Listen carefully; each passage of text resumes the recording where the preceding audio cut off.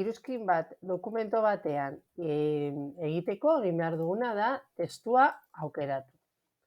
Aukeratzen dugun testu hori, hemen botoi honetan edo honetan emanda, iruzkina idatzi dezakegu. Gero ikasleak zuzendu ahal izateko. Beste aukera bat da iradokizunak. Iradokizunak aktibatzeko, hemen klik egingo dugu. Eta hemen zuzenketa. Ikusten duzuenez, hemen zuzenketa agertzen da gehi ikasleak egin duen akatsa.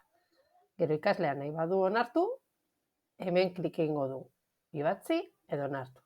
Gogoratu, Google Drive-en ere bestelako iruzkinak egin aldirela.